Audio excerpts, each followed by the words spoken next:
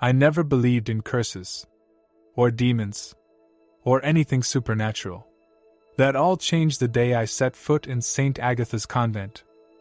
My name is Michael Hearn, and I was a journalist for a small-town newspaper in rural Massachusetts. It was a quiet job covering local events and the occasional petty crime. But everything changed when I stumbled upon a story that would consume my life and sanity. It started with whispers. Hushed conversations in the local diner were quickly silenced when I approached. Worried glances were exchanged between longtime residents.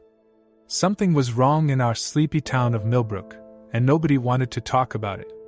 After weeks of gentle probing, I finally got old Mrs. Henderson to open up.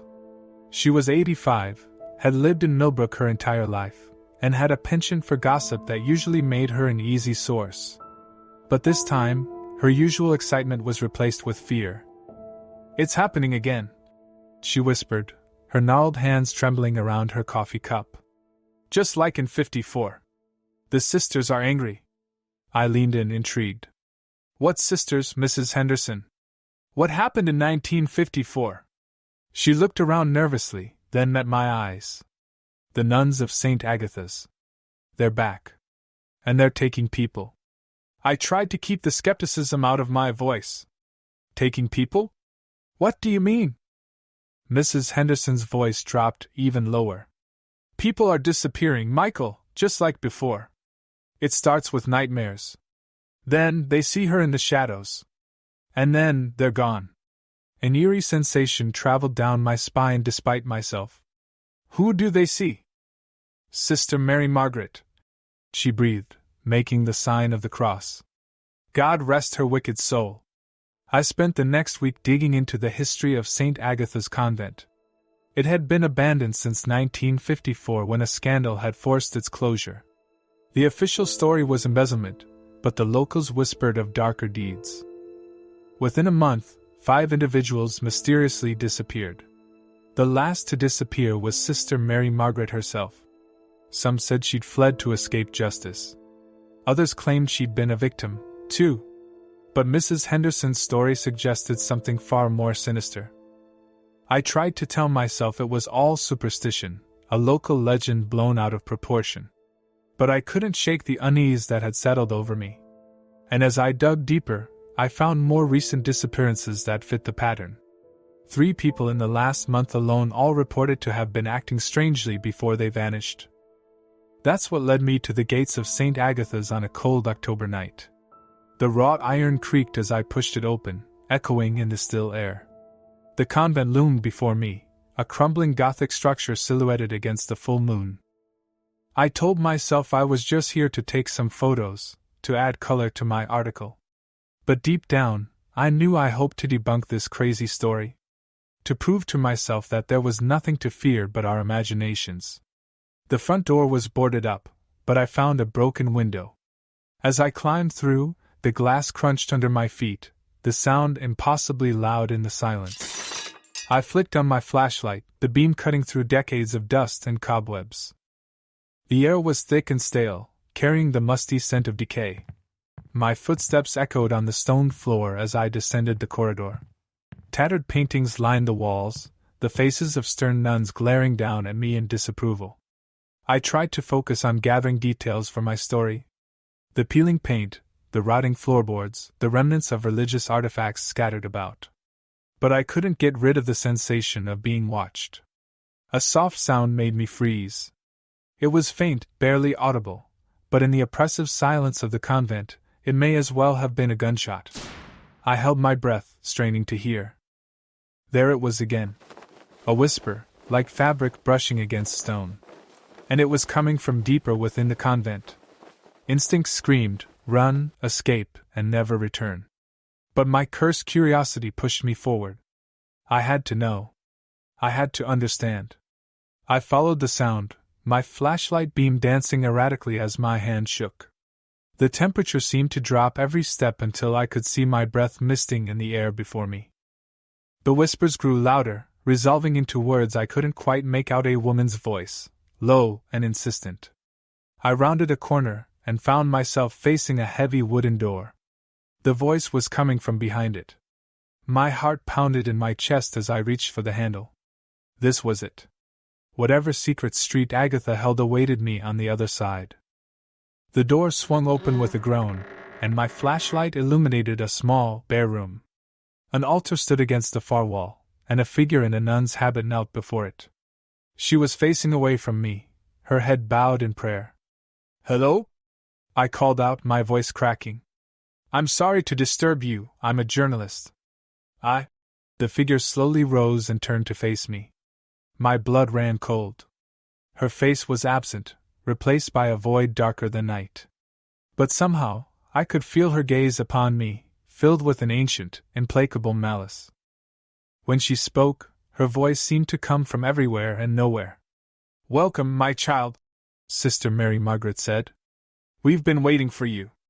The door slammed shut behind me, and I knew with horrible certainty that I would never leave St. Agatha's alive. I stumbled backward, my flashlight clattering to the floor. The beam spun wildly, casting grotesque shadows across the walls.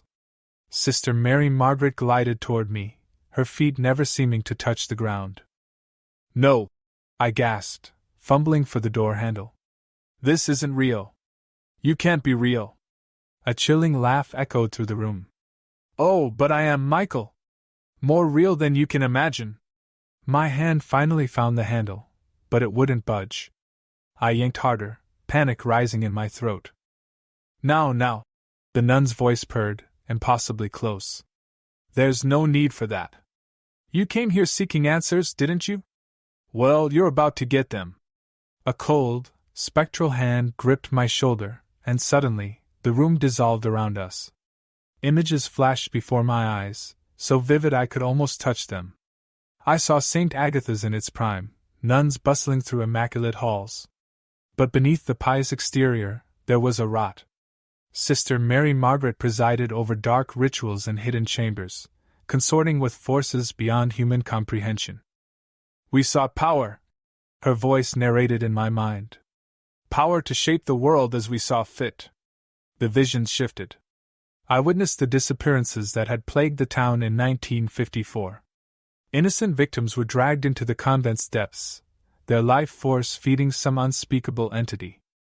"But power always comes with a price," Sister Mary Margaret continued. "We thought we could control it. We were wrong." The final image seared into my brain, Sister Mary Margaret, standing before the altar where I'd found her. A swirling vortex of darkness consumed her face as she screamed in agony and ecstasy. With a jolt, I found myself in the present, gasping for air. The demonic nun loomed over me, that terrible void where her face should be seeming to pulse with malevolent energy. "You understand now, don't you?" she said. "I am both jailer and prisoner. Cursed to remain here, feeding the hunger of what we awakened. But no longer alone." My mind raced, trying to process what I'd seen. "The recent disappearances," I managed to croak out. "That was you?" She nodded, the movement unnaturally fluid. "The hunger grows. It always grows. But you, Michael, you're different. Special." I wouldn't say I liked the way she said that. Not one bit. "Not everyone can perceive me," Sister Mary Margaret continued. "Only those with a touch of, let's call it sensitivity. Those who can see beyond the veil." She reached out, her fingertips stopping just short of my face. Despite my desire to recoil, I could not move. "Oh yes, there's potential in you. You could join us, Michael. Help us feed the darkness. In return, you'd know power beyond your wildest dreams." For a moment I felt it. A seductive whisper in the back of my mind, promising knowledge, power, and things I couldn't even name. I wavered, my resolve weakening. Then I thought of the missing people. Mrs. Henderson's terrified eyes. Of the evil this entity represented. "No," I said, shocked at my unexpected strength. "I won't help you. I'll find a way to stop this, to end your curse." Sister Mary Margaret's laughter filled the room, and there was a sound of broken glass and screaming winds. "Brave words, little journalist. But you have no idea what you're up against." Room shadows deepened, coalescing around the demonic nun. I pressed myself against the door, heart pounding. "You had your chance," she hissed. "Now you'll join the others. Another soul to feed the hunger." She lunged forward, spectral hands reaching for my throat. I closed my eyes, certain this was the end. Suddenly, a bright light flooded the room. Sister Mary Margaret shrieked, an inhuman sound of rage and pain. I felt the oppressive weight of her presence vanish. I cracked my eyes open to see the door had swung wide. Framed in the doorway was a young woman holding up a cross that glowed with an inner light. "Quick!" she shouted, extending her free hand to me. "We are running out of time!" I didn't hesitate. I grabbed her hand and let her pull me out of the room. As we raced down the corridor, I heard Sister Mary Margaret's voice echoing behind us. "Run all you want! You can't escape the curse! I'll be waiting, Michael!" We burst out of the convent and into the cool night air. Only when we were past the iron gates did my rescuer slow down. Panting, I turned to her. "Thank you? I thought I was done for. Who are you?" She gave me a grim smile. "My name's Sarah. And if you want to end this curse, you will need my help." As we hurried away from St. Agatha's, I couldn't ignore the sense that this was only the start. Sister Mary Margaret's words echoed in my mind. The curse was real. Somehow, I was part of it. What had I gotten myself into? Sarah led me to a small cafe on the outskirts of town. At this late hour, we were the only customers. As we slid into a booth, the waitress eyed us suspiciously but said nothing about our disheveled appearance. "Coffee. Black. 2 cups," Sarah ordered. Her tone left no room for questions. Once the waitress retreated, I leaned forward. "All right, I think I deserve some explanations. How did you know where to find me? What was that glowing cross? And how do you know about the curse?" Sarah sighed, running a hand through her short, dark hair. "It's a long story, Michael. One that starts with my great-aunt Evelyn." The name hit me like a punch to the gut. "Evelyn? As in, one of the people who disappeared in 1954? She nodded grimly. "The very same. She was barely 20 when Street Agatha took her. My family never stopped looking for answers." The waitress returned with our coffee.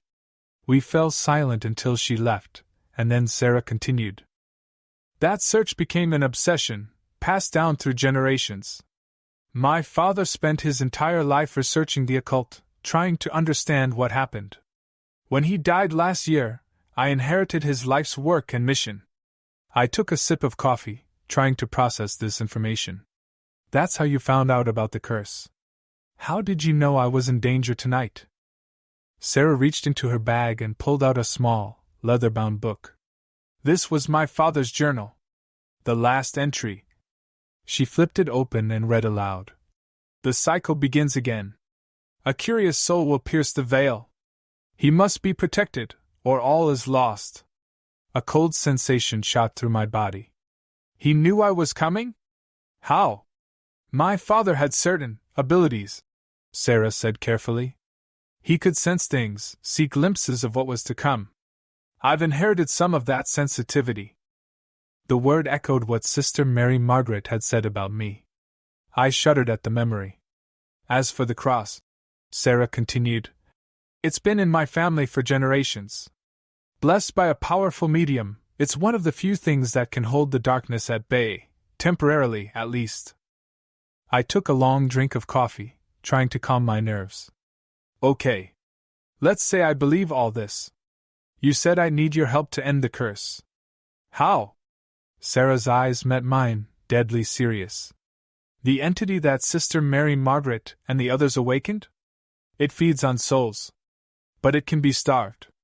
If we can prevent it from claiming new victims for a full lunar cycle, its hold on this world will weaken. Then, we might have a chance to banish it for good. Prevent it from claiming."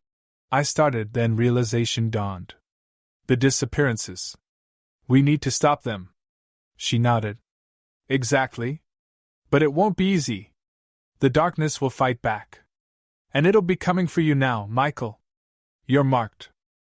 I remembered the seductive whisper I'd felt in the convent, the promise of power. What if I'm not strong enough to resist? Sarah reached across the table and gripped my hand. Her touch was warm and grounding. That's why I'm here. We're in this together now. I felt hope for the first time since entering St. Agatha's. But it was short-lived. The lights in the cafe flickered, then went out entirely. In the silence that followed, we heard the soft swish of the fabric against the floor, drawing nearer. She's here, Sarah whispered, reaching for her cross. Remember, Michael, whatever you see or hear, it's not real. Don't let her into your mind. The temperature plummeted. Our breath fogged as a familiar, chilling voice filled the darkness. Oh, Michael! Sister Mary Margaret's voice purred. Did you think you could hide from me? Sarah's cross flared to life, illuminating the cafe. And there, standing by our table, was the demonic nun. But this time, she wasn't alone. Flanking her were 5 translucent figures with hollow eyes and expressions of endless agony. With a jolt of horror, I realized these must be the souls of those who had disappeared. Sister Mary Margaret's void-like face turned toward Sarah. Ah, the little witch thinks she can protect you. How quaint. She raised a spectral hand, and one of the souls, a young woman in a 1950s dress, floated forward. Evelyn sends her regards, my dear, the nun said to Sarah. She's been so lonely. Wouldn't you like to join her? Sarah's hand trembled, but her voice was steel. You're not my aunt. You're a parasite wearing her face. And I'm going to destroy you. Sister Mary Margaret laughed, the sound like breaking glass. Brave words. But can you back them up? The demonic nun and her entourage of tortured souls began to advance. Sarah stood, holding the cross before her like a shield. Run, Michael! She shouted. Get to the church on Maple Street. You'll be safe there. Go!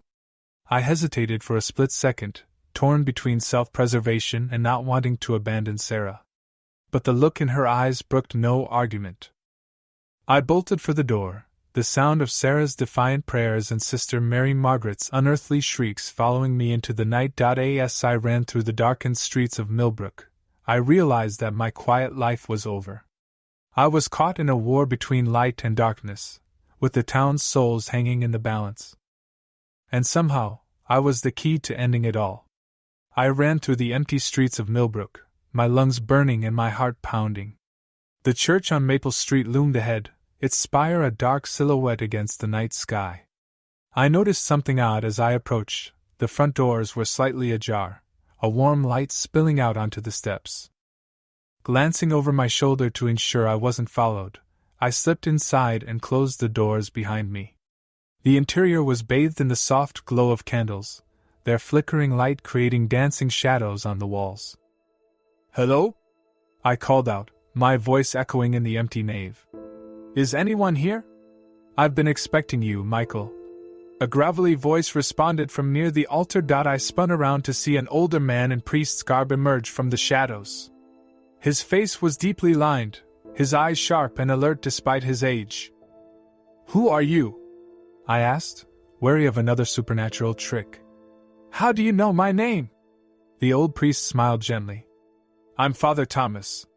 Sarah called ahead to let me know you were coming. Please sit. You look like you've had quite a night. Still cautious, I sank into one of the pews. Father Thomas sat beside me, his weathered hands folded in his lap.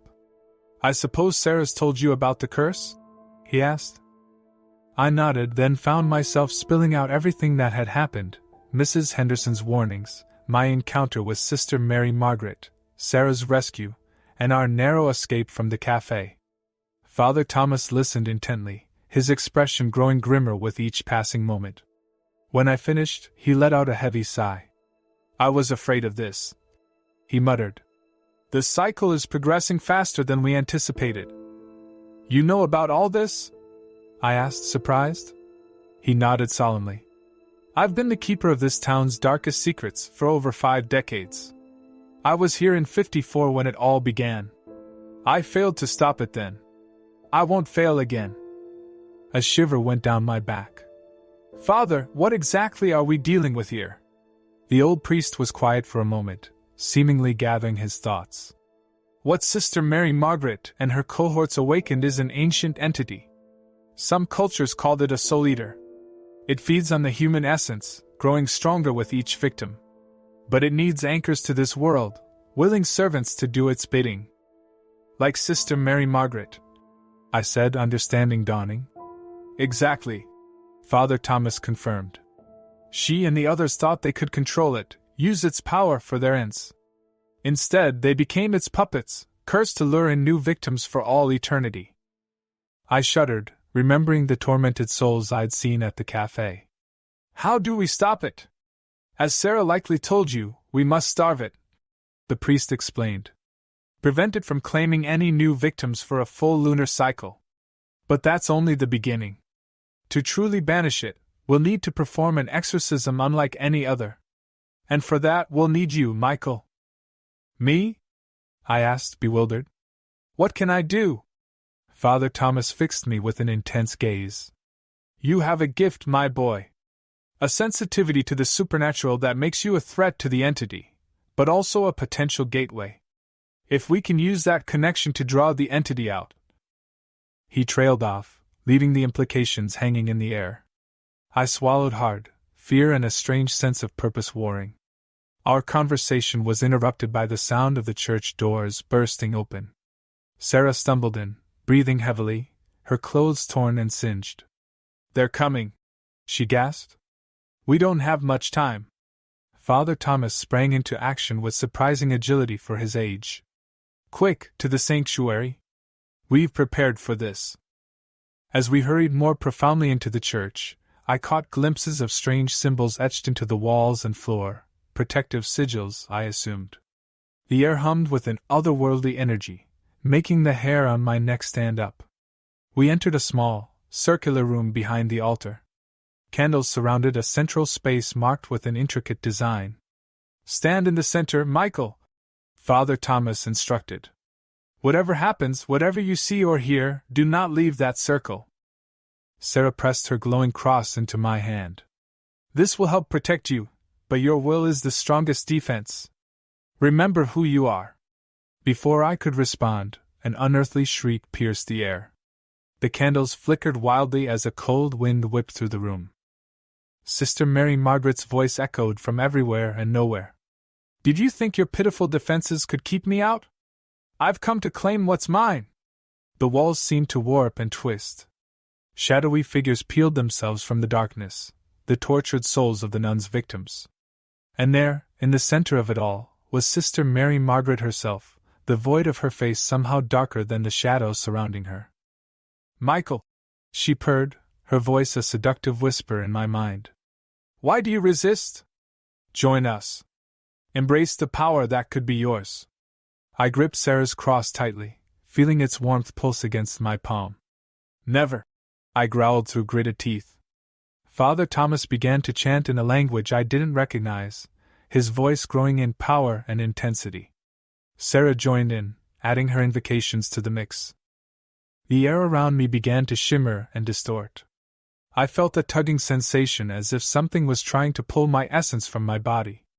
The demonic nun shrieks of rage mingled with the chants of Sarah and Father Thomas, creating a cacophony that threatened to overwhelm my senses. As the ritual climaxed, I realized with startling clarity that this was merely the onset. The actual battle for Millbrook's soul, and my own, was just getting started. The world around me is blurred, and reality seems to warp and twist. Sister Mary Margaret's form began to distort, stretching and contorting into something more monstrous. The void where her face should be expanded, threatening to swallow everything in sight. You cannot banish me! Her voice boomed, shaking the very foundations of the church. I am eternal! I am hunger incarnate! Father Thomas's chanting grew louder, more insistent. Sweat beaded on his brow as he fought to maintain the ritual. Sarah's voice joined his, their words weaving a tapestry of power that seemed to push back against the encroaching darkness. I stood in the center, gripping the glowing cross so tightly that my knuckles turned white. The pull on my essence intensified, and I felt as if I was being torn in two. Part of me wanted to give in, to let go and fall into the abyss that Sister Mary Margaret promised. But I held firm, focusing on the warmth of the cross and the determination in Sarah's eyes. Suddenly, I felt a shift. The tugging sensation changed direction. Instead of trying to pull me out, it felt like something was being drawn in. With a jolt of realization, I understood. I wasn't just a target. I was a conduit. "Father Thomas!" I shouted over the chaos. I think I can pull it in. We can trap it." The priest comprehended, his eyes widening. "It's risky, my boy. If we fail, you could be lost forever." Sarah grabbed my free hand, her touch anchoring me. "We're with you, Michael. Whatever you decide." In that instant, I realized my task. I closed my eyes, took a deep breath, and opened myself to the pull. The effect was immediate and terrifying. I felt the entity surge towards me, a tidal wave of hostility and hunger.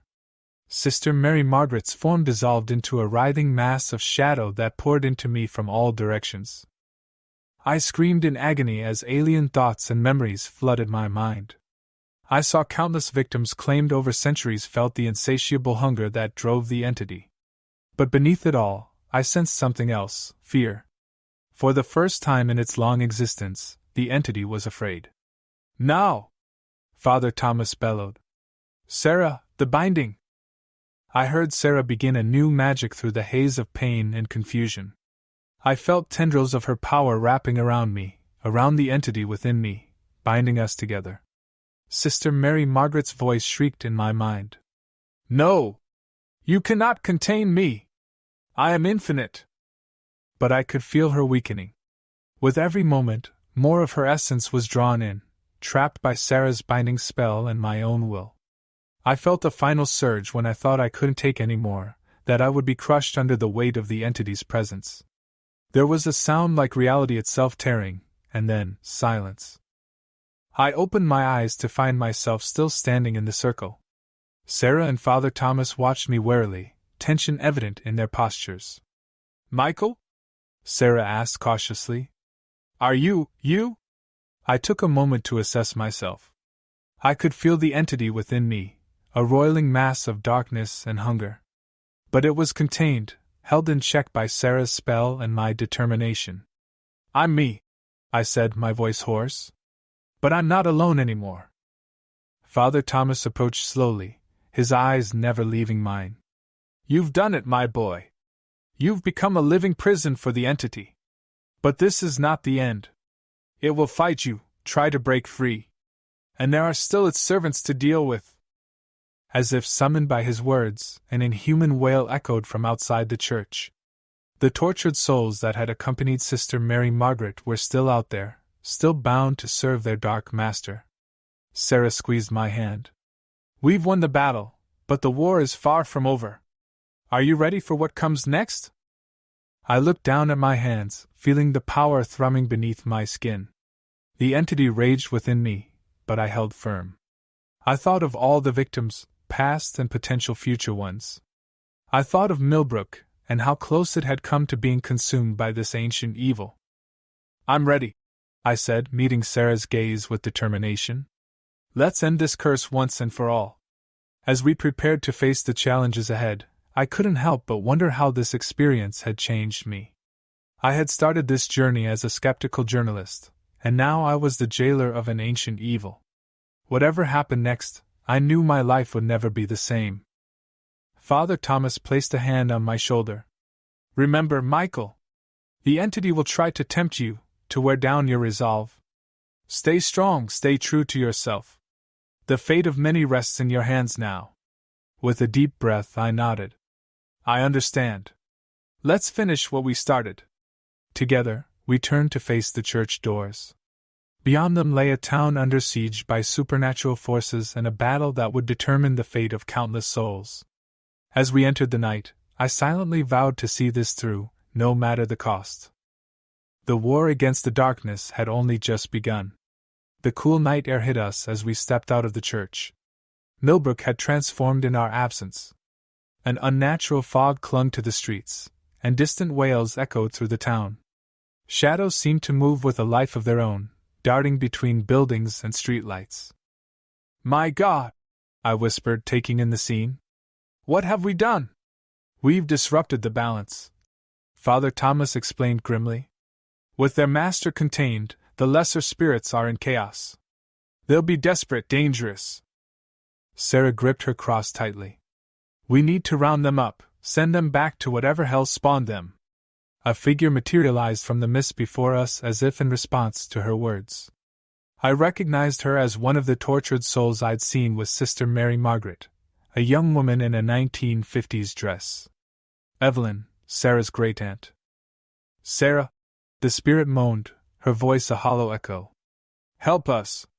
Free us." I felt Sarah tense beside me. "That's not her," I murmured, touching her shoulder.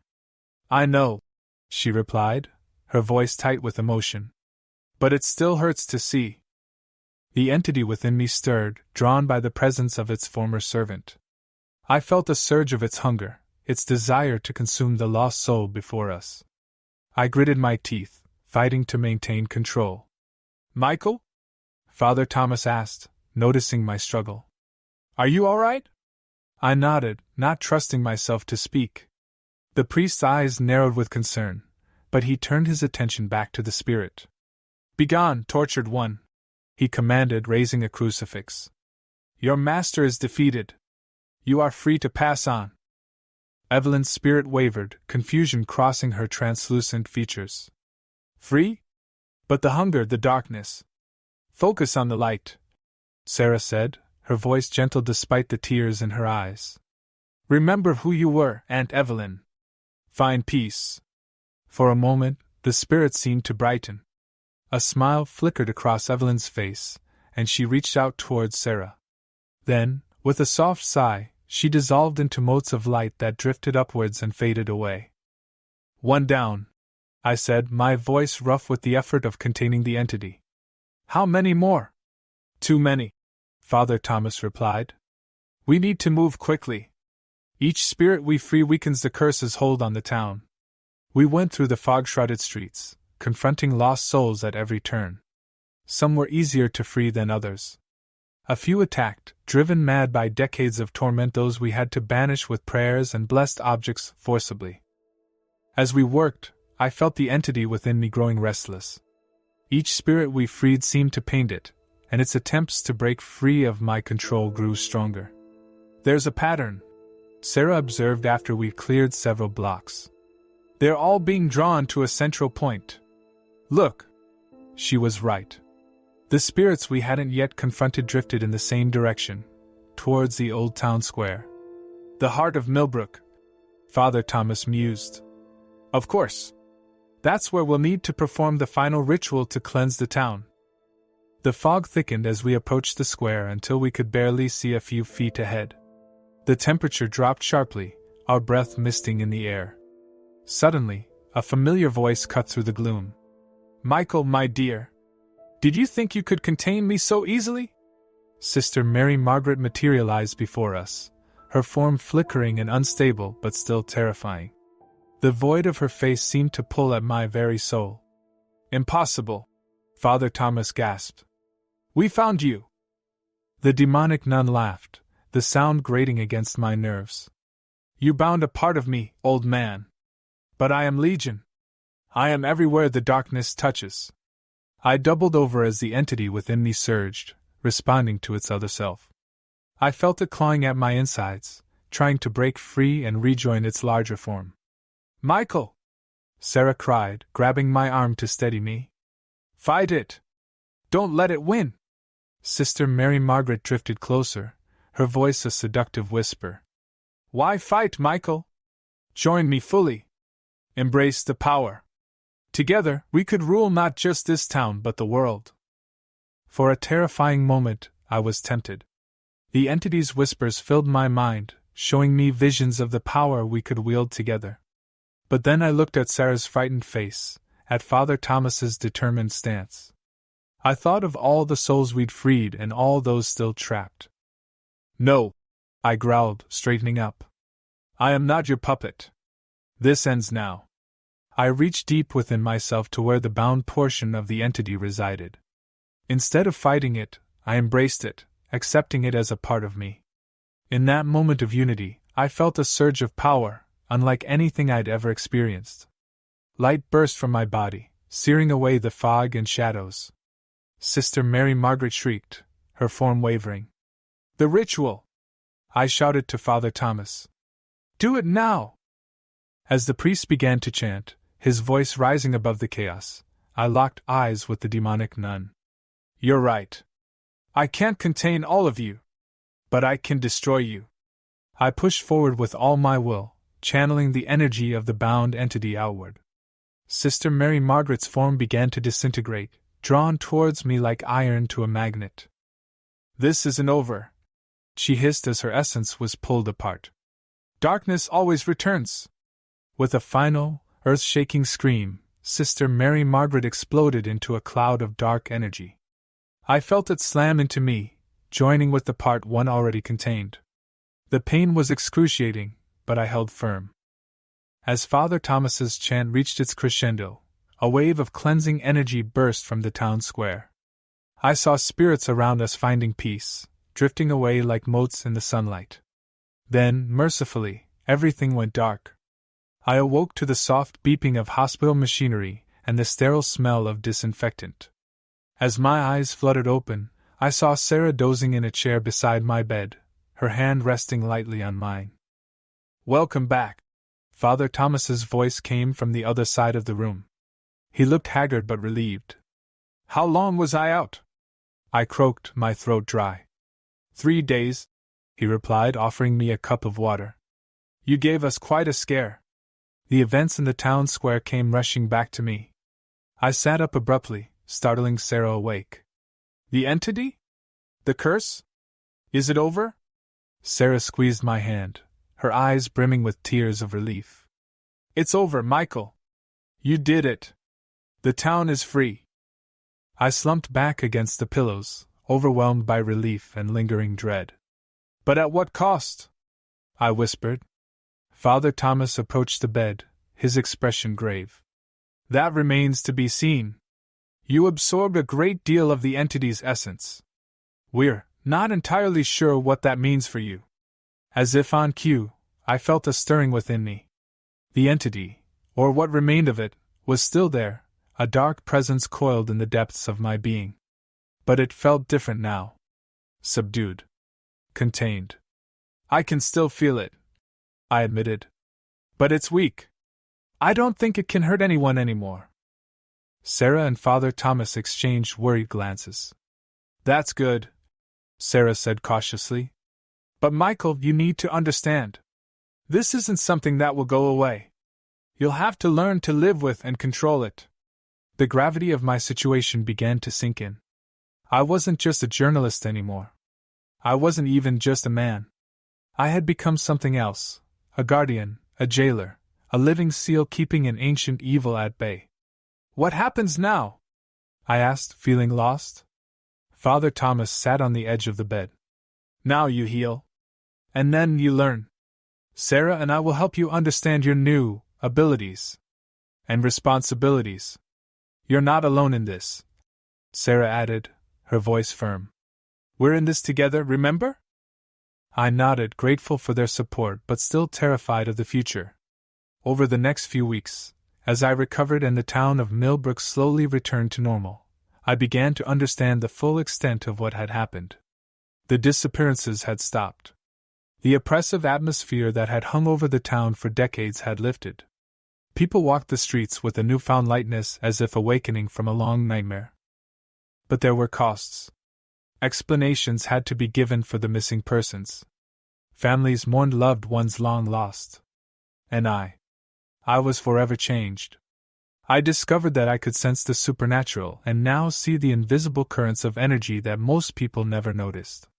With practice and meditation, guided by Father Thomas, I learned to tap into the power I now contained. It was a constant struggle, balancing the light and dark within me, but I was determined to use this gift, or curse, to help others. Sarah stayed by my side through it all. Her strength and unwavering support became my anchor in the stormy seas of my new reality. As weeks turned to months, our bond deepened into something more than friendship. 1 year after that fateful night in St. Agatha's Convent, I stood with Sarah at the gates of the old building. The town had decided to demolish it, to lay the ghosts of the past to rest finally. "Are you ready for this?" Sarah asked, entwining her fingers with mine. I took a deep breath, feeling the familiar stirring of the entity within me. It recoiled from the sight of its former power, now nothing more than a crumbling ruin. "I'm ready," I said, surprised by the steadiness in my voice. I felt a sense of closure as we watched the wrecking ball swing, bringing down the walls that had contained so much suffering. The curse of the demonic nun was indeed broken. But my journey was far from over. There were other dark corners in the world, other ancient evils that needed to be confronted. And now, for better or worse, that was my calling. I squeezed Sarah's hand, drawing strength from her presence. Whatever challenges lay ahead, I knew I wouldn't face them alone. As the dust settled on the ruins of St. Agatha's, I turned away from the past and looked towards the future. The world was entirely of light and shadows, and I now walked the line between them. The curse was broken, but my story, our story, was beginning. If you enjoyed this story, please give it a thumbs up and subscribe to the channel for more spine-chilling tales. Don't forget to hit the bell icon to stay updated with our latest videos. I'd love to hear your thoughts, so leave a comment below and share your scary encounters. Also, consider joining the Fear Frequencies community for exclusive perks and early access to new content. Your support helps us create even more thrilling stories. And if you really enjoyed it, please consider leaving a super thanks.